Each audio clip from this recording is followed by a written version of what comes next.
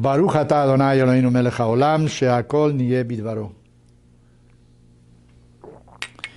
You know, the great leader of our people was Moses, Moshe. He grew up in Pharaoh's palace. One day he visits his brothers. The following day he visits again. And he realizes that what he did the first day when he defended a Jewish slave against the Egyptian that was really punishing him for no reason at all has been discovered. He killed an Egyptian. Pharaoh wants to kill him. He runs away. He goes to a place called Midian. There he meets this man Jethro, and he marries Yitro, and he marries his daughter Tzipporah. And he lives there for many years. How does he become the leader of the Jewish people? Well, it seems that one day while he is attending the flock of sheep, suddenly he sees a bush from far away that is burning. Somehow it catches his attention. Why? Because as time passes by, the bush continues burning, and it's still burning. The bush is not being consumed by the flames. So he walks over to take a look at it. Did anybody else walk over? Apparently not, only Moshe.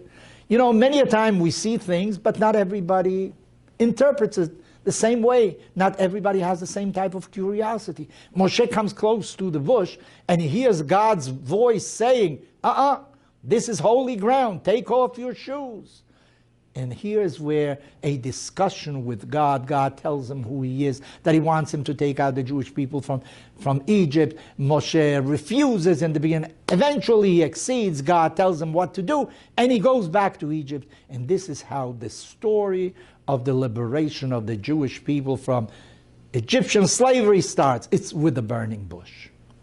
My teacher, Rav Soloveitchik, says that there were actually two things. When Moshe came before the bush, he realized, of course, that the bush was not being consumed. What's going on here? But when he got closer, he saw something else.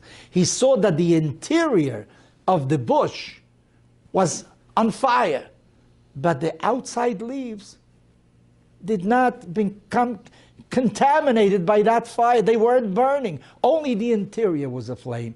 Outside it was cool. That was the extraordinary vision that he had then. So Rav Soloveitchik says, you know what Moses learned at that time? He learned that every human being has a fire inside of him. Many a time this fire isn't noticed outside. You know, many people are rude. Many people are indifferent. Many people are impossible to take, but yet they also have a fire inside. So what is the purpose of the leader? The leader must somehow uncover the many facets that a person has that hide the fire that he has inside, because everybody has a fire inside of him. But it's not only about the Hebrews, it's about every human being. Because when God created Adam, Adam wasn't Jewish.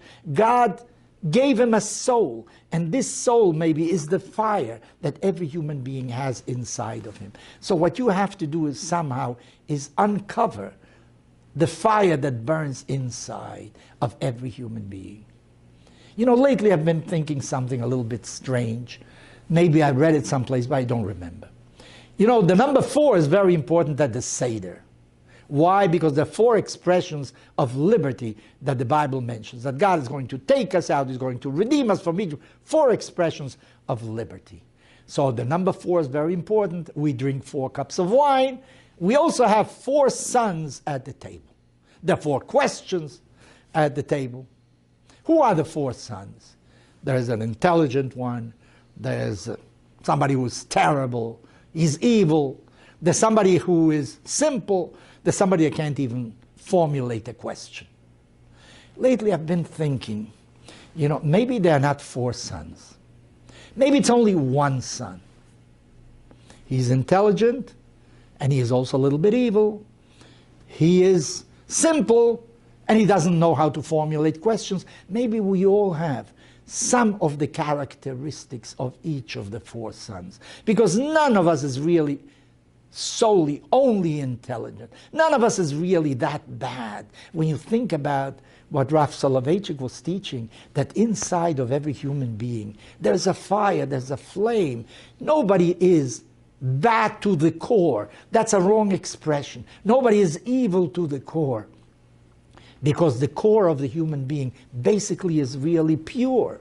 The question is, how do you permit that the warmth of this core express itself in the actions, in the behavior of the person?